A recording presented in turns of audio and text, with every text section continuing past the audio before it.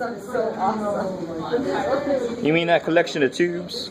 Yeah. That's what the internet is, a collection of tubes with information. Stephanie was talking to me about how some of the guys like blow up her boundary. I was like, now that there's two of us. Alright guys, so any questions from homework stuff before we keep going? 24. I'm really stuck on. Okay, try to have the tutors explain it to me. If it makes sense to do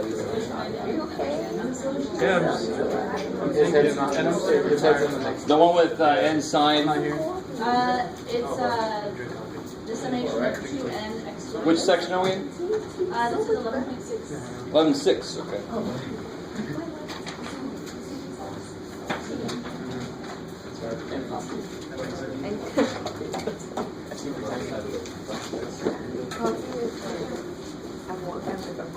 Oh yeah.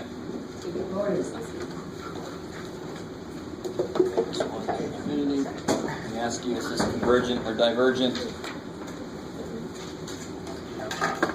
Or is it just gent? Holy shit. Yeah, why would the root test not do anything here for us? There's no nth power. That's a big giveaway, right? And factorial is normally the ratio test that eats those up. I can't. Do you guys see? I can't really check this too well with a limit because factorials are not the easiest things. But the bottom is factorial squared, so I'm almost certain this is going to go to 0. So a test for divergence won't help me. But you always want to take a second to see with the test for divergence, would it take me to something that's 0? Because then I'm done. But this looks like it's probably going to be 0, and it's not a limit I can really do anyway. So too bad for me. So how would I set up this ratio test?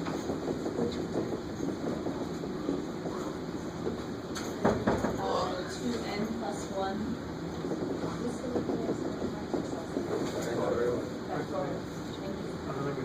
And then n plus 1 factorial squared. Thank you. So that's basically And n then plus 1 times the inverse factorial. of the original. That's n plus 1 factorial.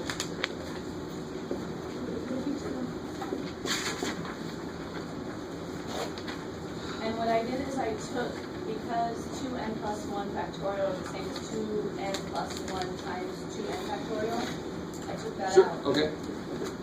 So now you start to simplify what you can. So this will be 2n plus 1 times 2n, and then keep going forever. So I'll just stop there.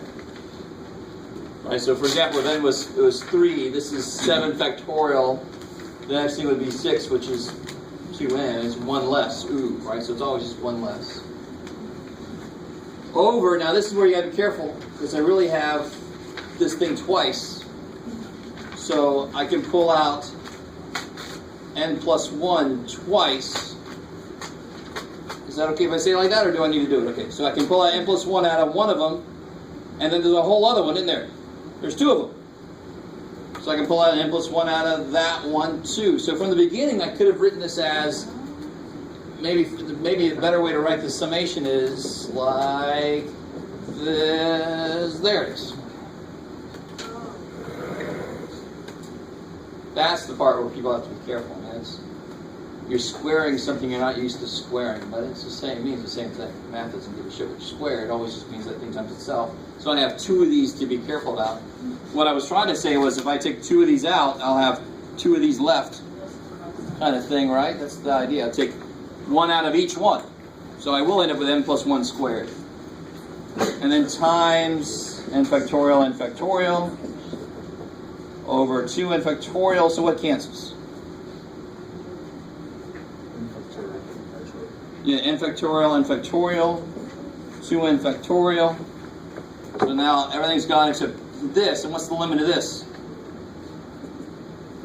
2, which is greater than 1, which means it diverges. Good.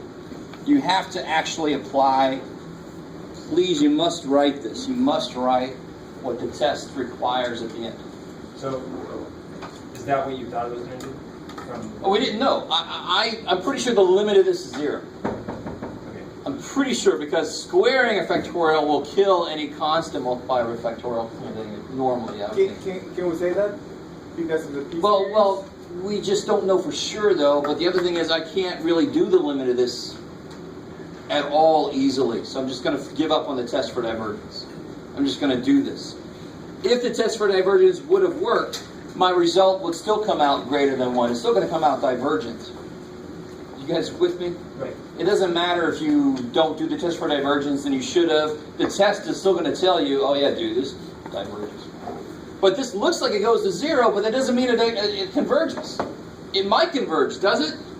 No, it didn't go to 0 fast enough. Yeah. So what's the limit of this? Is it not 2 over n squared? 2n over n squared? Oh, I forgot. Thank you. All right. So 2 over n. That's where I need some help. I said it and then I forgot it. So what do I have? Let's collect. Let's be more careful. 2 over n. That's my bad. I just looked at that. That's horrible. What's really left on the bottom? N plus 1 squared. There you go. So what's that limit? 0. 0, which is Less than 1. less than 1. So it does converge. Okay, good. It doesn't matter. If that goes to 0, it doesn't tell me anything about what the result's going to be. If it would have been 2, it would have diverged. It doesn't go to 0 fast enough. So my mistake, I forgot about the other n plus 1 dude, which makes the bottom degree higher, so the whole thing goes to 0. So it did go to 0 fast enough. It does converge. Can we use the direct comparison test there compared to 1 over n squared? I mean n over n squared. That's a monster huge step. I don't know if you see what I'm saying. Factorials, you can't. No, that's a simple answer. Yeah. You can't take the step from this. You know, you can't take that step, or whatever the hell is down there, n times n, n to minus 1, n. You can't take that step and just say it's related to that. Because for two things, that would diverge. So it doesn't really, yeah. And plus, that's way too big of a step. You got to prove that that's true, and that's not an easy thing to prove. Actually, it is easy to disprove, so that wouldn't work. Okay. Yeah. Okay. So that was my bad. You got to be careful about what exactly is left alive. I wasn't very careful, so I'm glad you came in and saved me. So the bottom degree higher goes to 0 to converges. Converges how? That's the other part to be careful about. Converges. By the ratio test? Absolutely. Yeah. Yeah, I think with all this work, I can tell what test you're applying. Is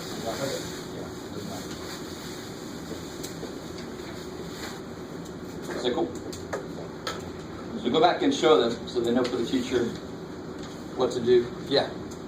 Did have another question. On 18, they start using the cursive E, and it threw me off. 18 and 11.6. Oh, I showed you an example of this. Has everybody got this here? No. Sorry. Alright. So 18, this one here with the, what was it, n factorial over n to the n or something? Yeah. I asked for an explanation, and they basically gave me it is because it is. The mistake, the thing that they got to remember is where e comes from. E is e. E is e. E is the exponential. E is 2.7128, blah, blah, blah. And we did one like it. We got 1 over e. Do you remember that problem we did? No, there was an example. Yeah. Can I use the root test? I want to use the root test because there's an nth power, but can I? No. What's the nth root of n factorial? I don't know shit. What the hell that is? I don't even want to start to think about it. So I can't apply the root test. Too bad for me. So I have to apply a ratio test. So what would that look like? What am I doing with the limit too early? Limit as n goes infinity. N plus 1 factorial over n plus 1 to the n plus 1 times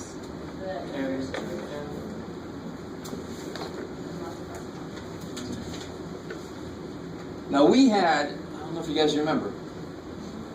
Well, let's keep going a little bit, and then I'll show you how it's different from what we had before. What can I do with the factorials easy enough? N plus 1 comes out, and then the n factorials would cancel, right? Is that cool? Yeah. We should have done that enough to be used to that. And then I can collect over here n over n plus 1.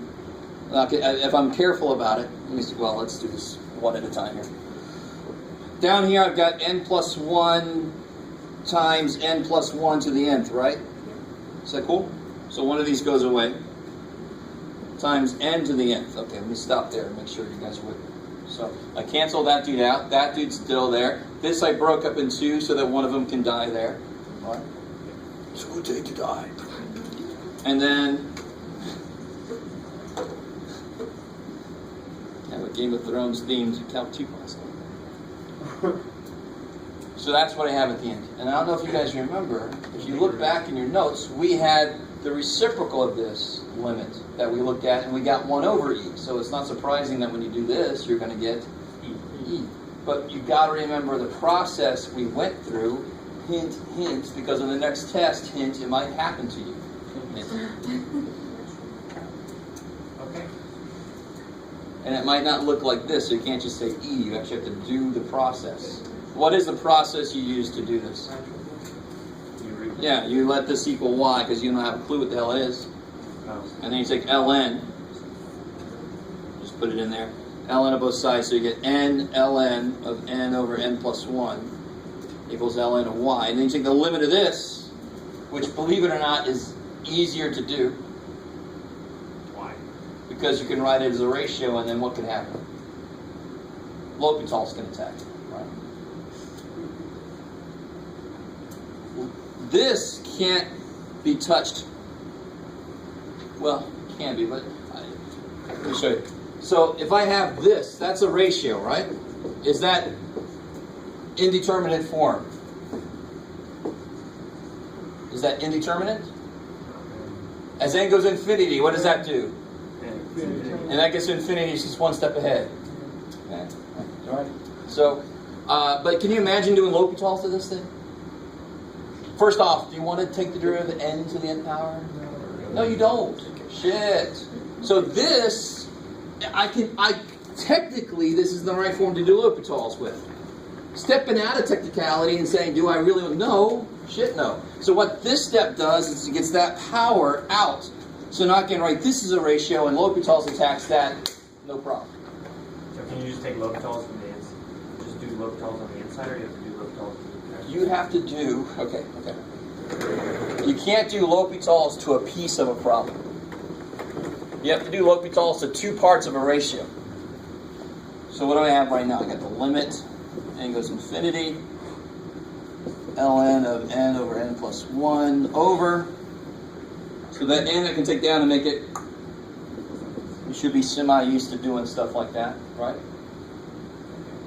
Something times n is something divided by 1 over n.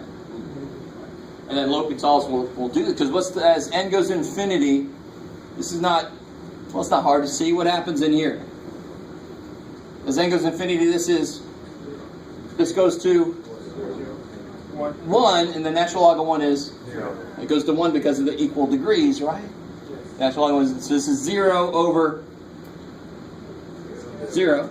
L'Hopitals goes, cool, I can do this. And then you take the derivative, and it's a lot easier than it seems. 1 over the 1. Yeah, derivative of ln is the reciprocal of the inside. 1 over it, which is the reciprocal. Times the derivative of the inside, which would be a quotient rule, right? Right. Maybe 1 times n plus 1. That's enough. We did this before. We already did this problem. We just did the reciprocal of this problem, so who cares? You do it the same way. That's not as much as a minute. Okay. All right. Thank you. Sure. The key step there is this step right here. Take the ln of both sides. Say the thing I don't know is equal to y. Take the ln of both sides. Because then you can write that. And the last thing you want to do is, whatever answer you get to that, you raise e to it to kill the ln that you apply. So this limit will come out to be 1. E to the first power is e. E will now be known as that sound. I like that. Ding ding to the second power. All right. So any other questions from homework? Maybe one more? Yes? Are we still in section 11.6? Yeah. Okay. Oh yeah, this dude. I still haven't looked up how to exactly to pronounce his full name. This is somebody that not a lot of people know about, but he did so much stuff for math. It's crazy. So if you just Google this dude's last name, you'll see all these things he's done. Call him Mr. R. Ramanujan, right? Ramanujan. No, I forget. It's horrible, Mr. R. It's number 42 in the book. Blah, blah, blah, blah, blah. That is remarkable. I mean, just look at that. He did this in 1910. So he didn't have any TI-89. Didn't have Wolfram Alpha. Didn't have a computer. Shit. Verify that the series is convergent. So how would you do that? I like this. So the series, it's got some numbers on the outside. Who really cares? Let's pay attention to what's important here. This is 4n factorial. 1103 plus 26390n all over n factorial to the fourth. That looks very familiar. We just did one with squared, right? 26390. Yeah. Yeah. 396 to the 4n. 396, Jeff. You just said it. I mean, and there's stuff on the outside too, but the constant on the outside doesn't really matter as far as just showing that it's convergent. Blah, blah, blah. So verify that this is convergent. So how would you start to do that? I mean, again, this is in section 11.6 where there's really only two options. But in general, there's more options. I can use any test I want to, but I'll start with those two. Can I use the root test?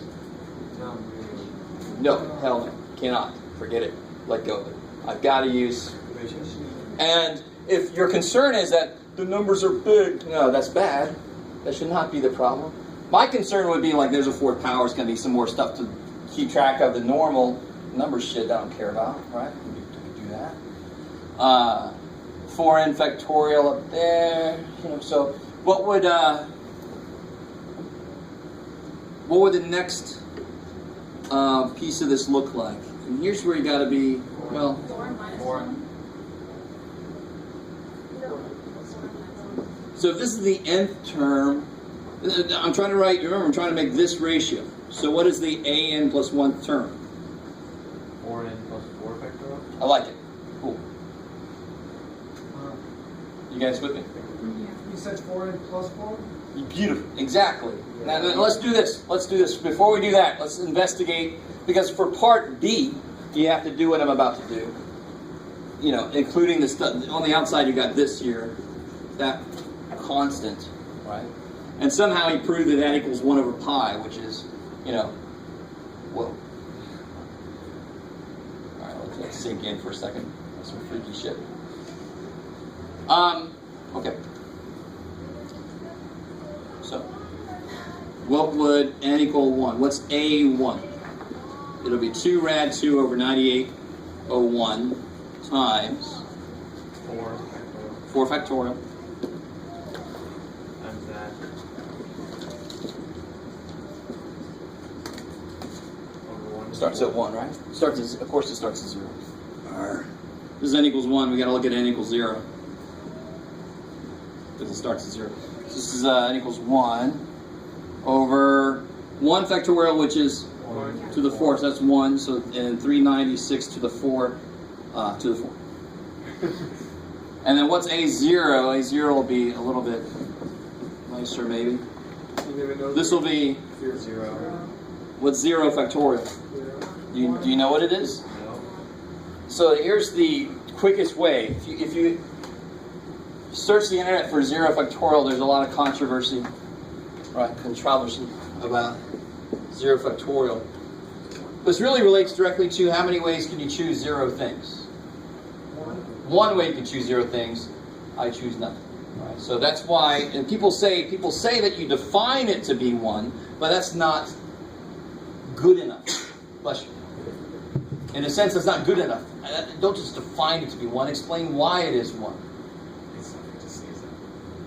Oh, it's something like that. That's too fun. I like it. You timed that sneeze well. All right, so let's go back. So when I plug a 0 in, this is 1. 0 factorial is defined to be 1. This is very important, actually, because very soon it's going to become a big part of our life. So we just have to accept that 0 factorial is wrong. And it's not just accepting it. And again, if we were doing a probability class, right, and we got to the counting section of a probability class, I could show you the whole idea behind combinations and permutations and how it relates to factorials. So this is directly related to the idea of how many ways can you choose nothing. So it doesn't. One way to choose nothing. So it doesn't take like on 0 times minus 1 times. No. There is a way you can extend the idea of factorial so that this actually makes sense. And we'll actually get there by the end of chapter 11. We'll know how to kind of write that. Get a fraction factorial? Any factorial, actually. So, but we're not there yet. There is a way, and it's a way to represent what that might mean. It's not the direct definition of what factorial is. The definition of factorial is you put in an integer or a whole number, and it's times the next one down to the next. That's the definition of factorial. When I start doing weird things like 1/2 factorial, I'm writing a representation of what factorial could mean in doing so. So it's a different. Let's worry about that later. But yeah, 0 factorial is 1. I don't want you just to accept it. If you still have trouble with it, I can show you some stuff about counting theory. We're not in that class right now, so yes, accept that for right now. Just like 4 to the 0 is 1. A lot of my algebra students always have trouble with that. But hopefully we don't have trouble with that. Right? It's sort of the same kind of level. Okay, so that would be 1. But I want you to notice something. Do you see how this is what I wanted to show you, and it sucks that I started at 1. This is 1. Then the next thing is 4 factorial. What would be for n equals 2? 8 factorial. So I keep stepping by 4. So it makes sense coming back. This is what you need for part B. Part B says, what if you go out a couple terms? How close are you to 1 over pi? Well, you just figure out what that number is, and you figure out what that number is, add them together, and see how close you are to what that number is. Are you guys with me? That's part B. Part B is easy. Flip it shut. Right? Part A is doing some weird theoretical shit. So, coming back, an plus 1 would be 4n plus 4, because I've got to plug an n plus 1 in for n. That's another quicker way to look at that. Factorial. Times 1103 plus 263090, n plus 1, right? Yep. All over N plus 1 factorial. good. N plus 1 factorial to the 4th. And 396 to the 4n. Plus 4. Same way. I like it. So now, and then you need to multiply that by an, right, to do the ratio test. You want to divide that by an, which is multiplied with a reciprocal. So let me take this away here.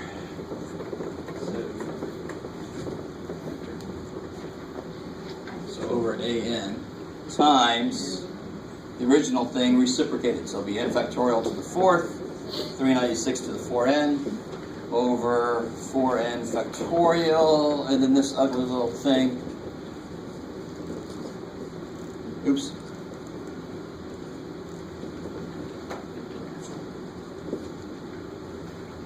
Bodacious. Did you say bodacious? I so did just now. So you get n I plus try to 1. keep certain words coming back up. So you get n plus 1 Gnarly. to the 4th on the bottom. Yeah, good. I like it. So just like before, I could pick off n plus 1 for each 4 of these, for all 4 of these. So on the bottom here, I'm going to end up with n plus 1 to the 4th times n factorial to the 4th, and of course that cancels there.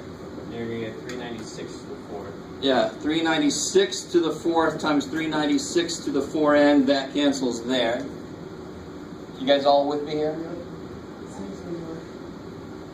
Works the same way, we just have different numbers in there, right? 4 instead of 1. You get 4 factorial up top. So here, what's going to happen here? This is interesting. 4n plus 4, what's the next thing down? 4 plus 3. Good.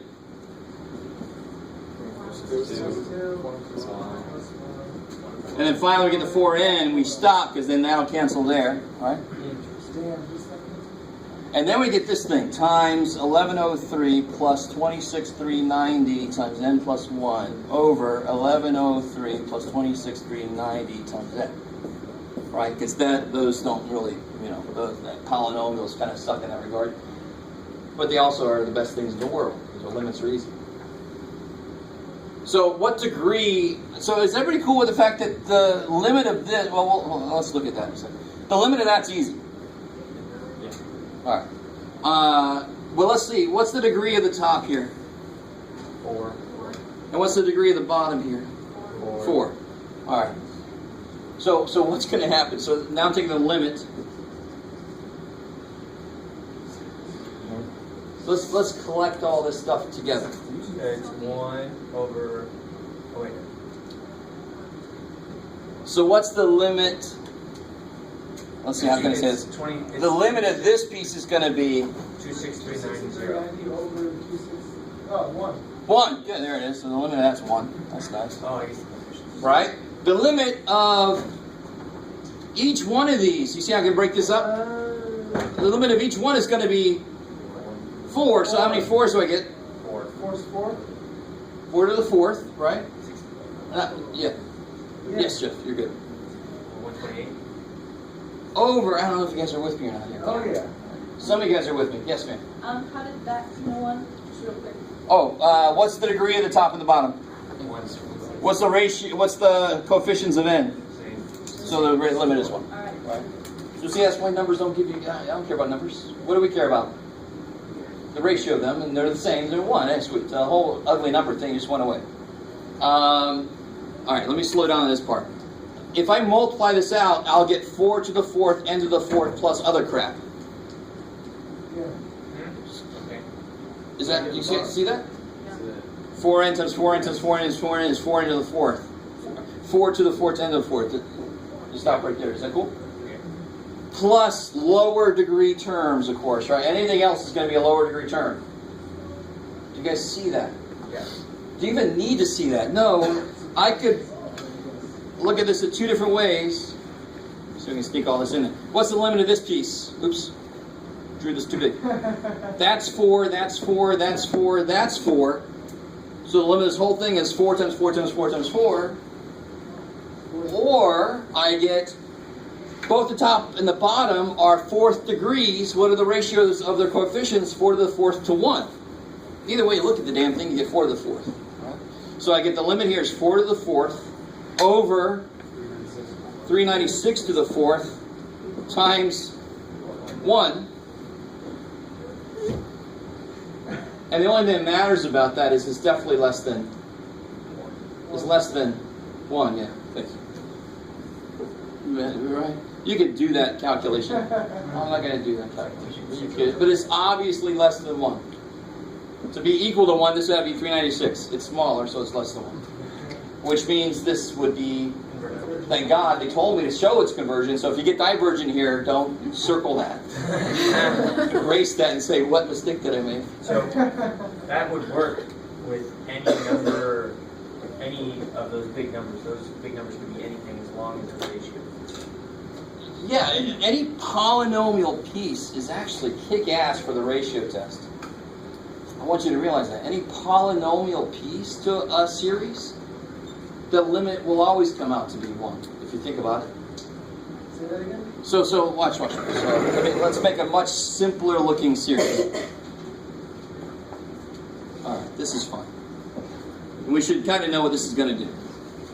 We know it's going to do what? It's definitely got to converge. It's going to 0 so damn fast, right? The bottom is just growing and the top's like, wait a minute.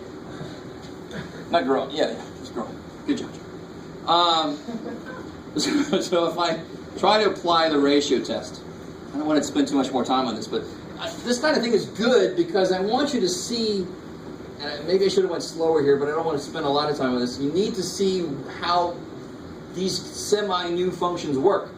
Factorials, especially when these new functions are being raised to powers and shit. You got to realize what's really. You can always write this 4 times and then just treat each one separately. And that's beautiful. Nothing wrong with that. But you can also consolidate it and do it quicker. right?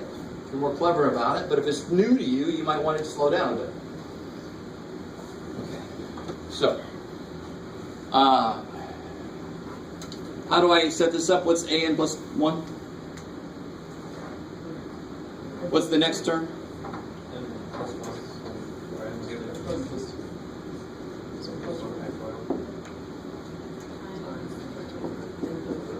Is that cool? It's always times the reciprocal of the original thing. Is that cool?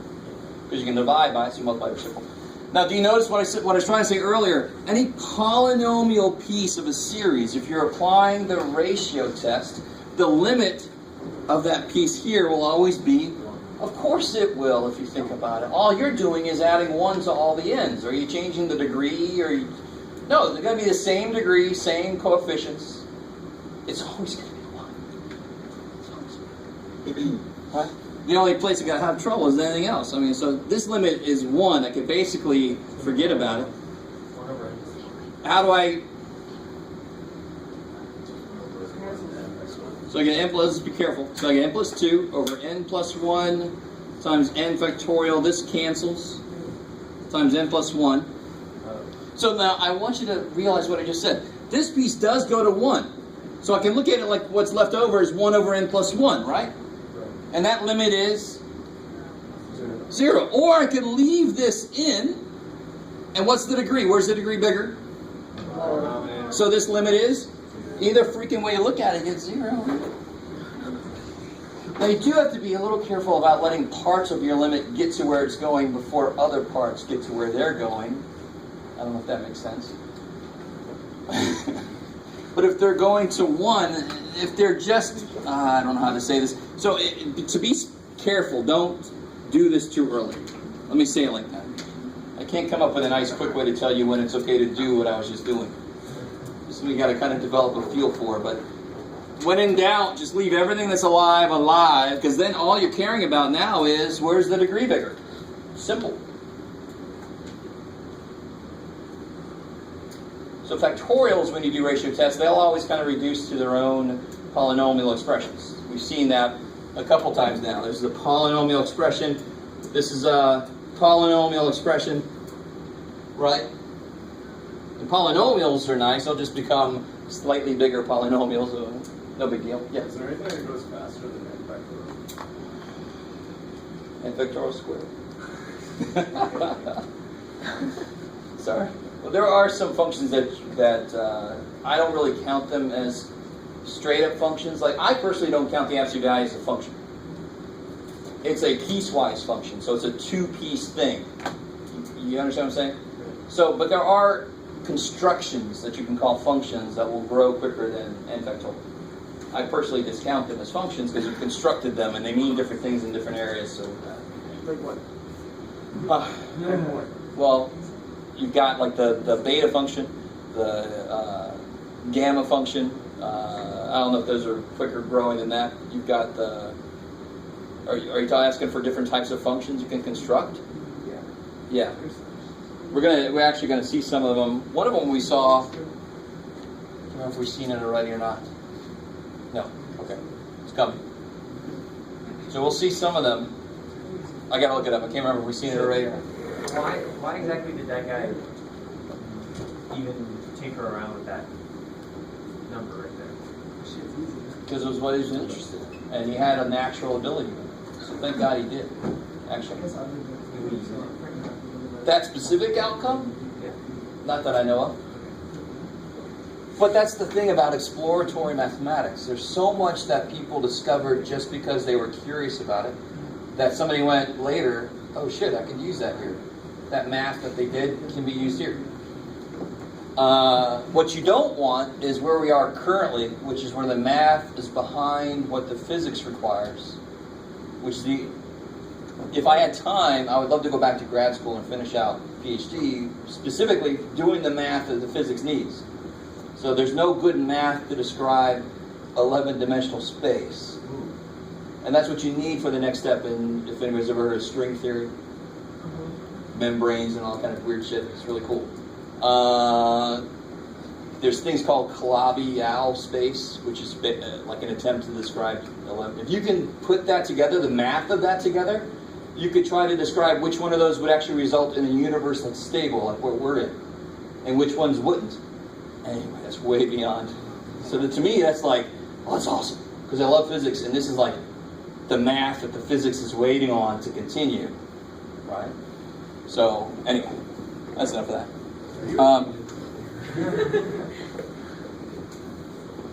If you're interested at all in that kind of stuff, and you've never read Greene, he does a really good job of explaining it at a decent level.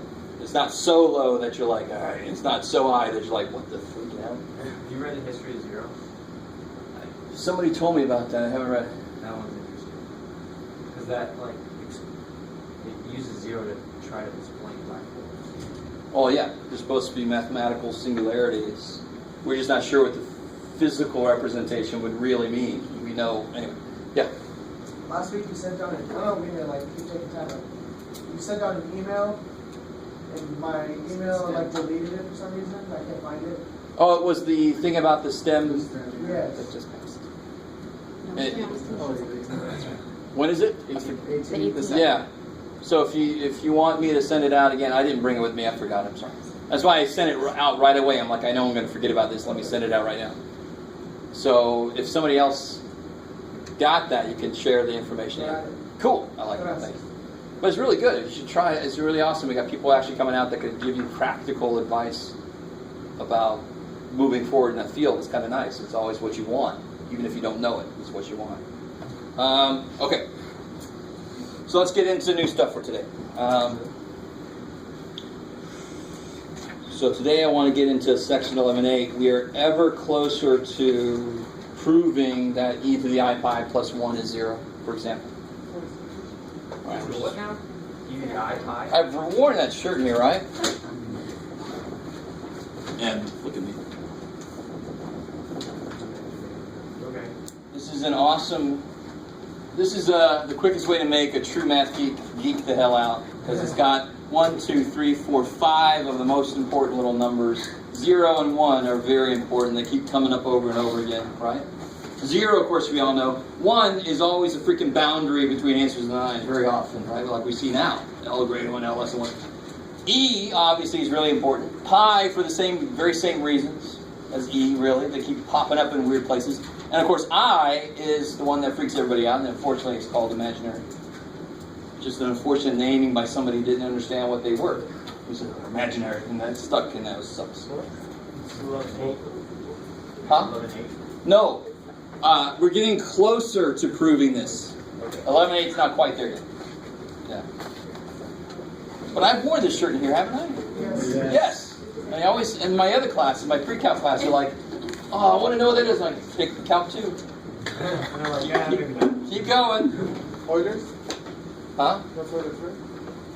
Yes, Euler's identity. Yes. Cool. So you're saying this class is close to that, or just This class, Okay. we, in section They have 1110, we will be able to actually prove that statement. And this is such an awesome idea because it's, and I don't know, it's not, I gotta be careful. All right, we'll get into that when we get there. I know, anyway. All right, so what I want to talk about today, let me start with something kind of interesting here. Let me see if you guys can understand this by itself.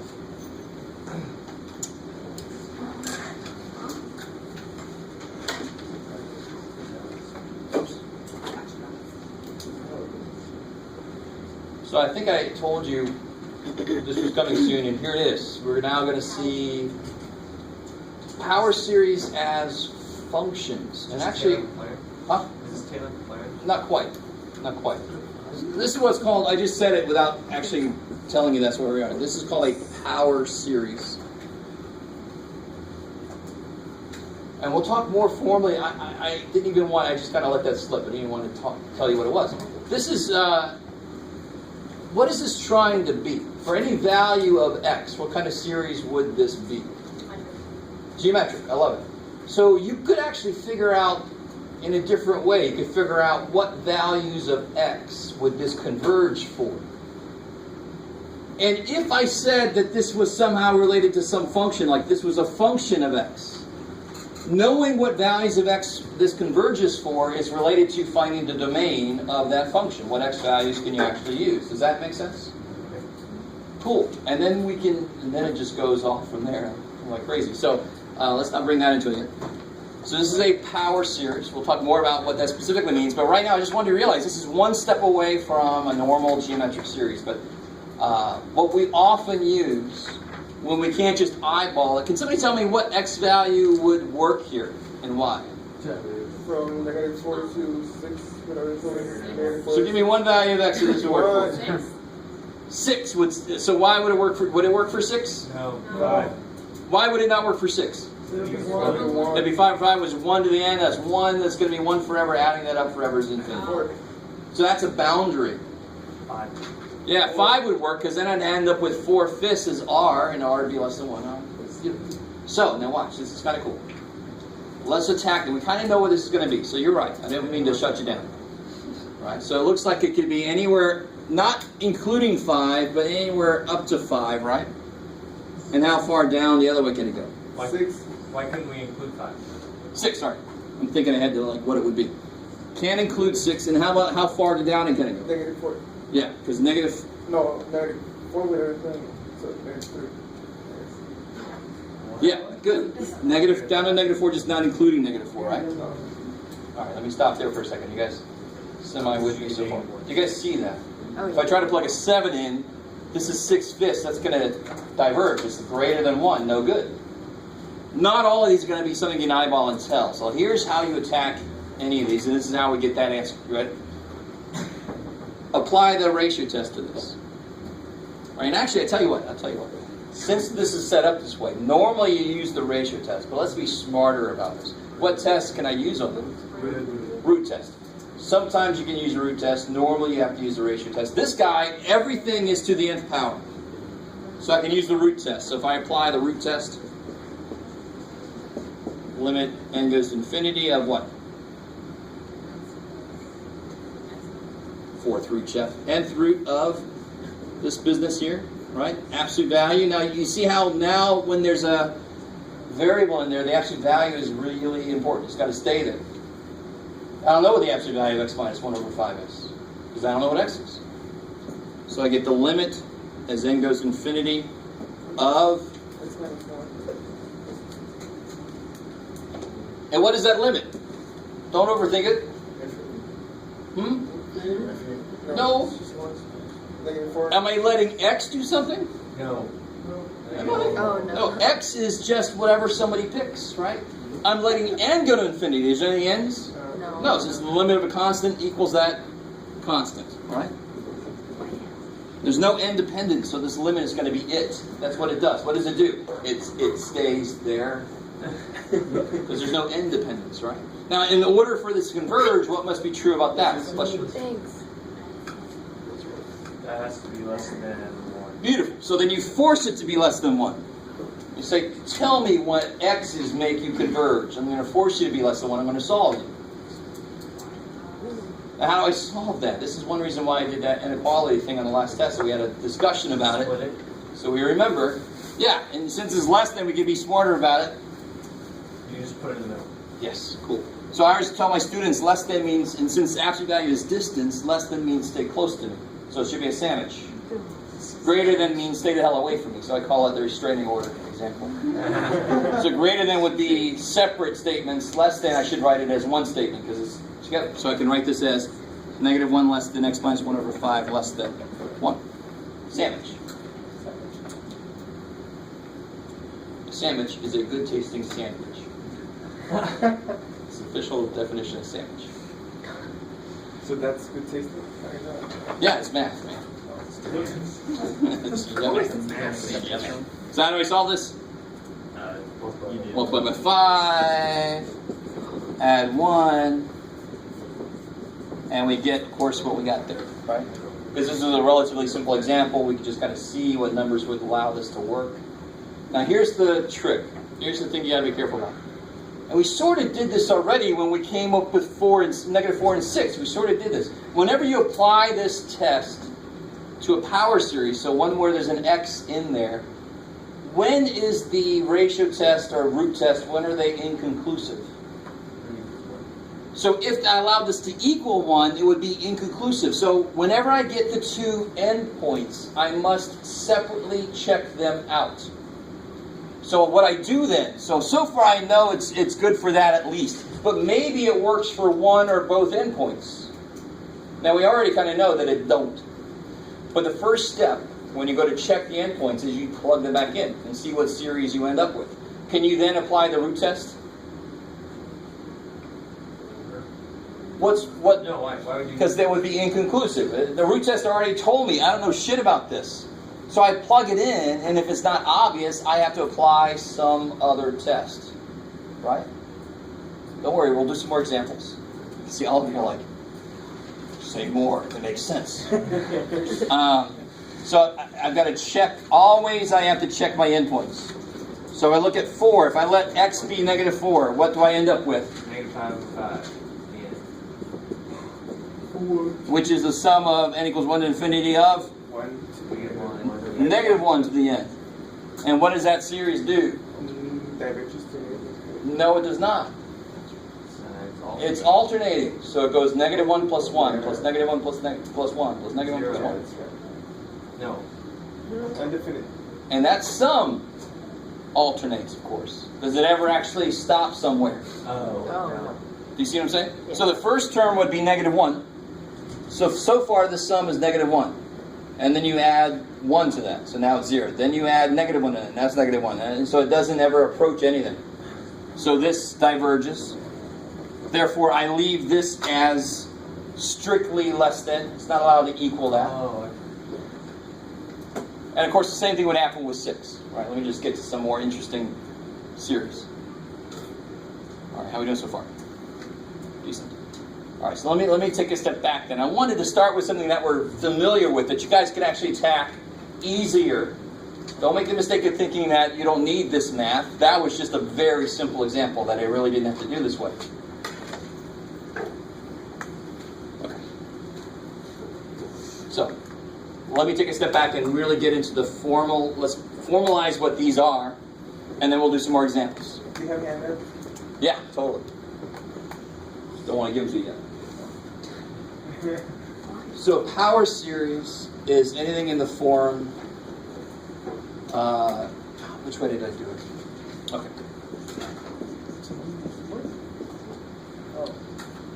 Now I really want to break this down for you, so let me go ahead and do this to you. I'm going to use the same examples that are on here anyway. Nah. I'm going to put good on.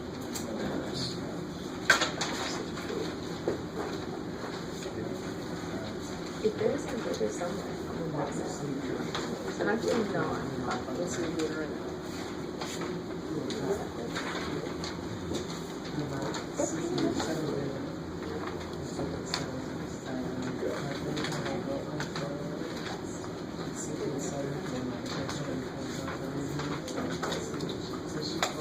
I like girly things, but I'm not girly. As you can tell by my dirty mouth. Huh? What do you mean that's All right, guys, so Gosh.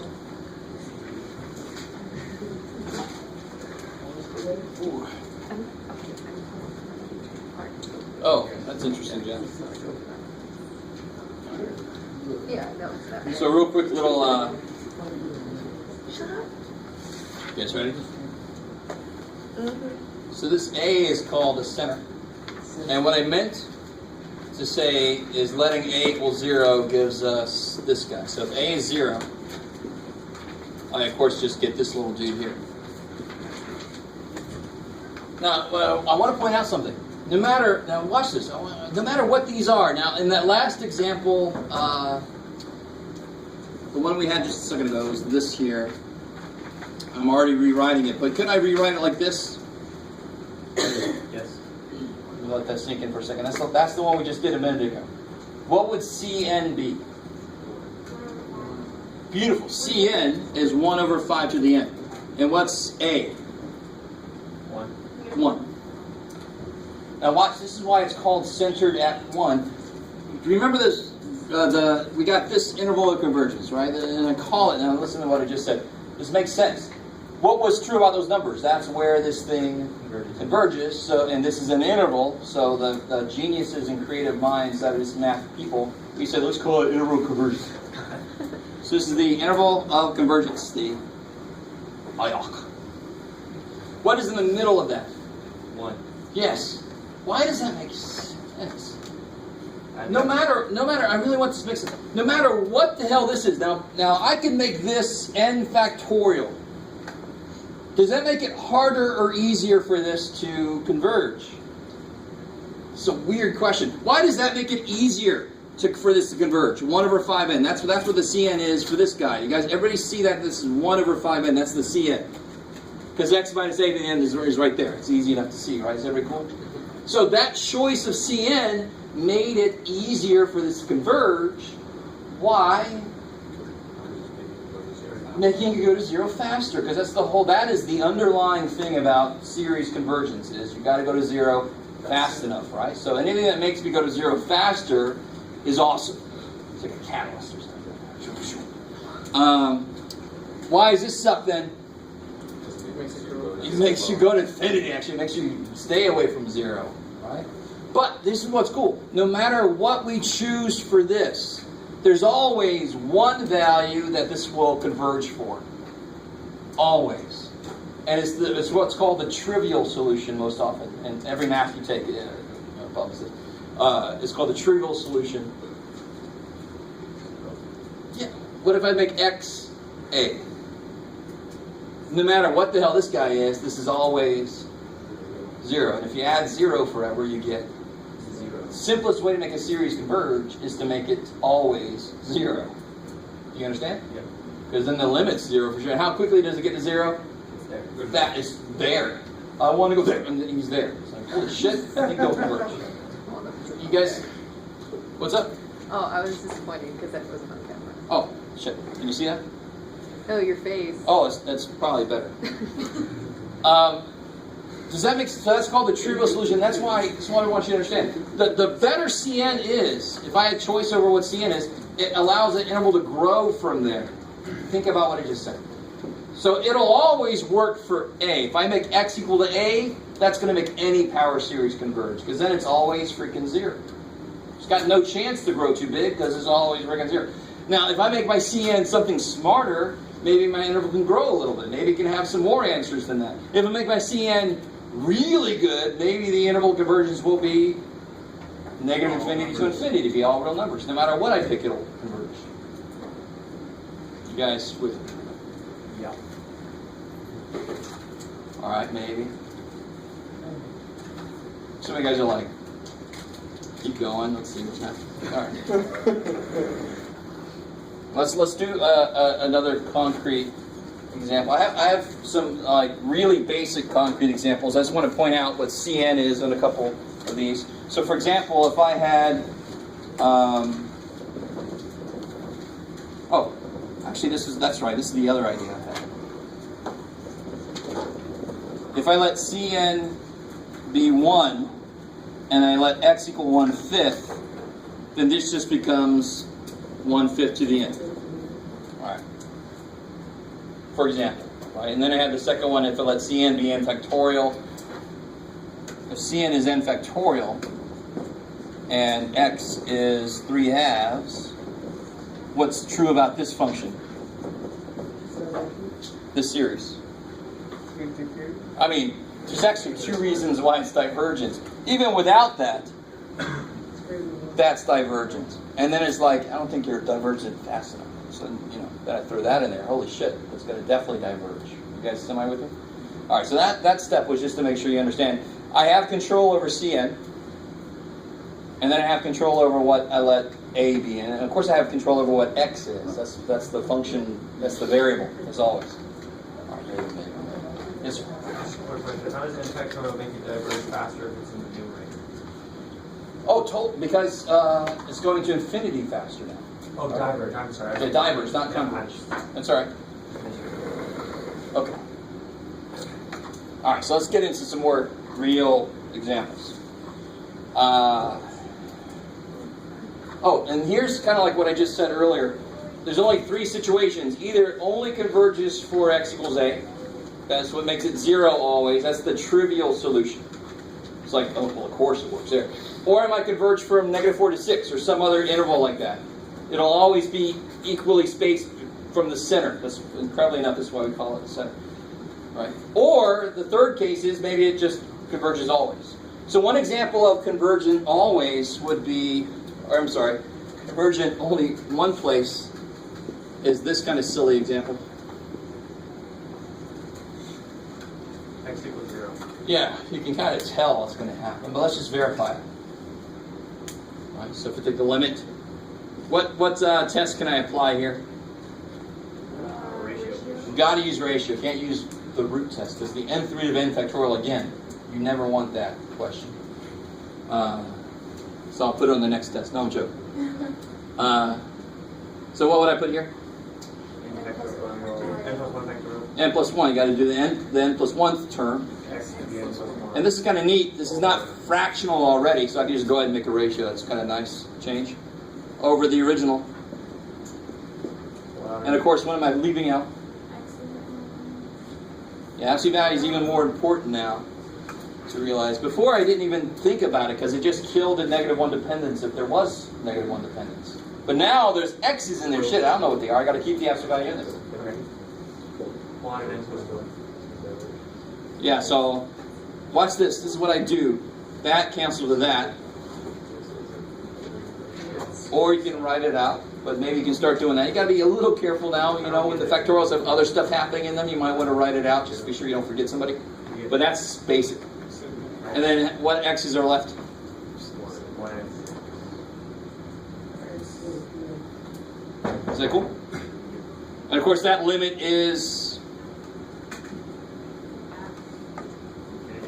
yeah, good, infinity. Plus 1. It's infinity and beyond. So that's always bigger than 1, except if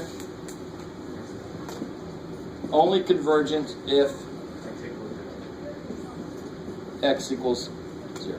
Cool. If x equals a, and in this case a was 0. All right. I don't understand it. Which part? Which part? Why you're saying x has to be 0? X equals 0 will make any of these converge. Good. So it's always an answer. This is me trying to see, are there other answers? But what did we just show here? No matter what x is, if it's not 0, what happens to this? So is it less than 1? No. So the only way this can converge is at the always answer, at the one that always makes it converge, which is a, which is in this case 0. Does that make sense? Yes. 0, the a will always make it converge. This is just to see if it's anything else around a. Yeah. I don't get where the Cn and the x fit into that problem. Oh, this is a 5.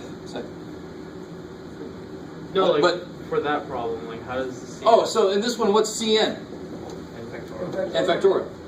So Cn is really just a constant dependent on n, which sounds weird, but for any n, that's a constant, right? Right. For 3, this is 6. So that's what in general, we reference changing constants like that. They're always numbers for some value of n, so we call it the constant that's dependent on n, which might screw with your head a little bit if you think about it too much. But for any value of n, that's a constant. Now look at this. For any value of n, this is a freaking function of x. That's the difference. You see that? This is a constant function of n. Deal with it. This is not. Right? So the general form of a power series is this. So for this problem, Cn is n factorial, and a is 0. 0. Cool. I like it. Or x has to be 0. Yeah, so in order for this to converge, anytime x is 0, that'll work. Did anything else work? Shit, no. Yes, ma'am. So infinity times 0 is 0. Where are we looking? Sorry. Be careful. X does not equal 0. X is x. No matter what number I plug in here, will it make this not go to infinity? Let me try this again. I think I see where the trouble. One thing, x is not anything specific. It's any number at the moment, right? I'm trying to solve this. I'd have to set up this inequality, but of course, when is that? Yeah, there was here. When is that inequality true? Never. Never, unless x is the trivial solution. So no matter what I make x, will it save this guy's ass? Will it make this guy not go to infinity? No. Make x 1 over 18 trillion. This guy laughs at that, right? Because I'm letting him go to freaking infinity. So can you let x be 1 over infinity? I want you to realize it hurt me to write that. It really did. I see this way too much. Now, when you're discussing forms that something's in, you can use that. But you can never plug infinity into something. That actually means you got it, you're holding infinity, and you put it in there, and that's when you have to come see me. I want to see that shit. But again, you probably ascend it to the next plane or something. I don't know. You won't be able to come see me then. You'll just be able to whisper in my ear. Yes? So all of them converge? Yeah, every single power series converges for A. This is to see, does it converge for anything around A. In this sample, no. And the other one we just did, yeah, it converged from -4 to 6. One was right in the middle, right? That was A. So it definitely converged for 1, and then we found out, oh, it converges for some more stuff. As long as I don't go outside of -4 to 6, it's a convergent geometric. This guy, there's no saving this guy's ass, right? You can tell from the beginning. Shit. Anything I make x, this dude is going to infinity. The only thing I can do is just kill everybody. Right? You only have the nuclear option. All right.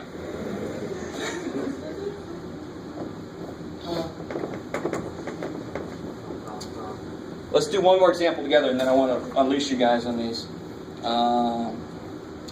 Which one of these looks interesting? Well, screw it. We'll try number 3.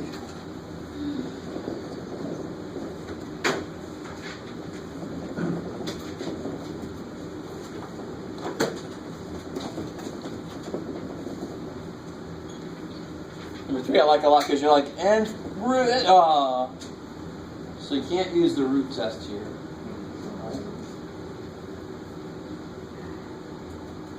Can you take the alternating series part out?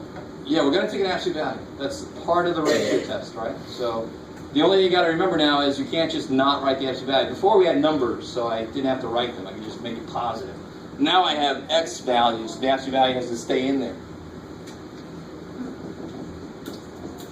So what would the next term be? I can take that term out because I'm going to do absolute values. What would the next term be? Except this one. Oh. 3n plus 1n. 1 and plus 2. Good. Times the reciprocal of the original. 3 and plus 2. X and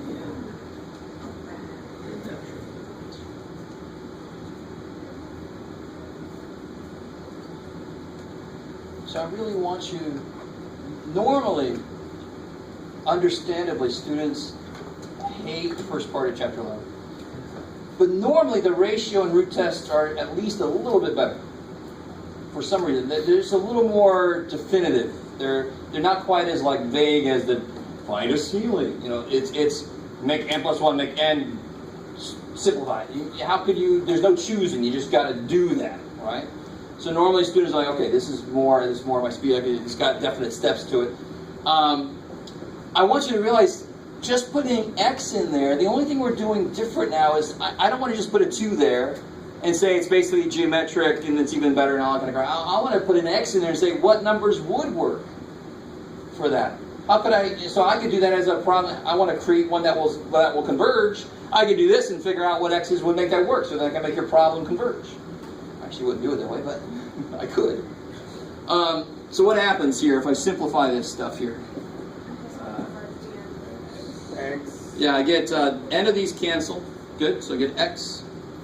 N and 3's cancel, so I get 3. Good, n plus 1 up here. N plus 2. Cool. And what is that limit? X over 3. I like it because the limit of this is 1. X over 3. So this limit is absolute value of x over 3. has to be less than 1. Beautiful, right? You are applying the ratio test, so you still... Now this is what's different. When you have numbers, you just look at it to see if it's less than 1. Now you're trying to force it to tell you, hey, when are you going to be less than 1? So you make it less than 1 and then you solve it. And of course, this is the beautiful thing about this. Almost always you'll just make the sandwich, right? And in fact, you have to. You're always going to find a interval of convergence, right? So if I multiply 3 up, I can do -3 less than x less than 3. Is that cool? Yep. Now see, that's an interesting result. And I could have guessed at it earlier, but that being in there, I wasn't sure how that would affect things. Are you with me? If that wasn't there, then that makes total sense. Because then it's just geometric, and at 3 it wouldn't work. Are you guys with me? At 3 it wouldn't work because it'd be 1. Throw that in there, and now I'm like, okay, I'm not really sure how that's going to affect things. Why am I not done yet? Oh yeah. You're going to test the endpoints because the Beautiful. alternating part could make it. So now the last thing I always have to do is check the endpoints. Because the endpoints are where the test I applied aren't sure. It isn't sure. It's one test. So the test is like, I don't know what the hell happens at these points. Good luck. Thanks, test. So let's check each one out. Oh, I forgot. There's a really good example in the book where one endpoint works and one doesn't. Let's see what happens here. I don't even know. At x equal -3, what happens to my series?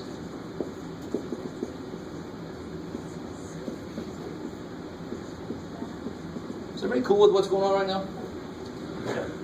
But you said -3. -3, thanks. On the second step, I mean, you multiply by the inverse, right? Where is the -1/n? Oh, because it's an absolute value, so negatives are going to go away. That we know from before. The new thing is they have to stay there because there's still an x that I don't know if it's negative or positive. I actually have to allow for it to be negative or positive, so it stays until the end. Yeah.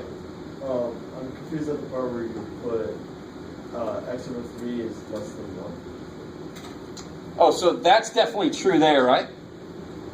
That's true. That limit is that. Is that cool? In order for this to converge, my limit has to be less than 1. So then I make it less than 1. These values of x are what make this less than 1, which means these values of x are what make this series converge. So if I force this to be less than 1, my answers will be what makes it less than 1. And why do I want this to be less than 1? Because those will be the values that make this converge, right? That's the result of the ratio test, is your answer has to be less than 1. So I go, shit, I don't know when this is less than 1. Let me make it less than 1 and solve it. Now I know what values of x will make this less than 1. And you can actually just look at it and tell. Right, 3 and -3, absolute value will make it 1, so anything in between will make it less. Ooh, that's what we got. Right. Yeah. So even if the -1 to the n wasn't there, it'd still be x over 3 absolute value is less than 1? Yes, totally. The absolute value is a part of the test, and x is a number I don't know, so I have to leave the absolute value in there. So whenever there's an x, just keep the absolute values? Totally, you have to. Yeah. Because again, I don't know what x is, right? And real quick little evil question. What is the absolute value of x? It's x if x is greater than 0 or equal to 0, negative x if x is, right? So it does two different things. That's why I got to keep it in there, because I don't know what x is. I don't know which thing it wants to do. Enough of that. Okay. Now, this, though, can screw with your endpoints. Or not screw with it, but have an impact on what your endpoints do. Let me say this again. We'll see it right now. We'll see it happen. Right? So for x equal to -3, what happens here? You guys see what happens between these two things? Let's do this. What can I take out of the -3 to the end? Positive.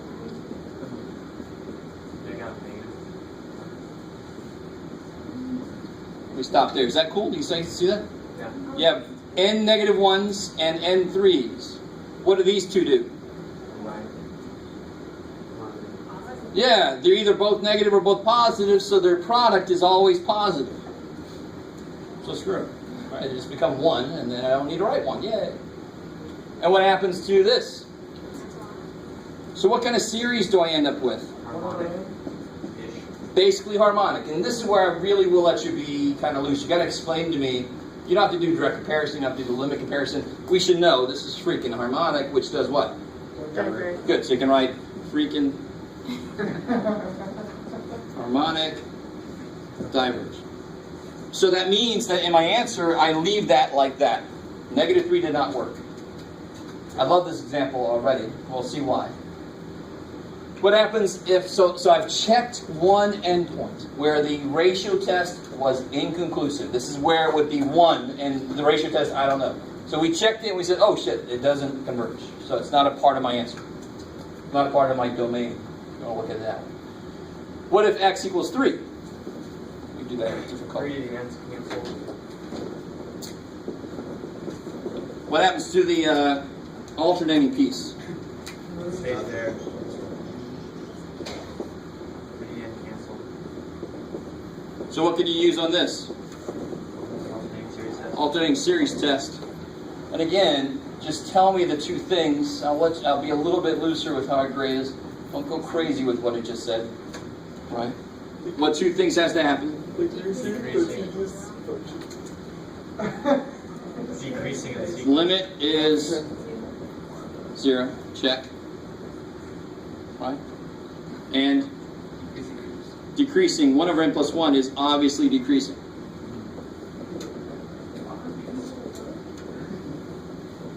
Right? 1 over 3, 1 over 4, 1 over 5. Yeah, it's getting smart. Now, if it's not so obvious, you still need to show me on that step. You with me? Yeah, you got to do something to show me or explain to me. It's not good enough. In general, it is. This guy has a single track mind, but you got to be careful. You can't just say, "Oh yeah, it's decreasing," because you don't know if it's doing this. You don't. You know. You can't just show me a few examples and say, "Oh yeah, I'm going to assume it keeps doing this." Hold. Okay. No. Never do that. You have to show me. Now, so what does this mean? Holy shit! That means it converges. It's convergent. Conditionally. Yeah, that stuff we don't care about, really. It's convergent at 3, which means what's my real answer then? Equals less than 3, right? So if you write this in an interval, it would be -3 to 3 inclusive, right? That's my interval of convergence. So what do you think my radius of convergence is? What's the radius in a circle? 6. Yeah, it's half the, yeah, so the radius here would be 3. Ooh.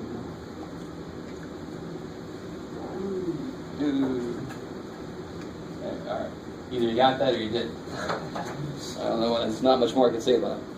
All right. So I want you guys to try out number 1, 2, and 4 on the sheet here. We just did number 3.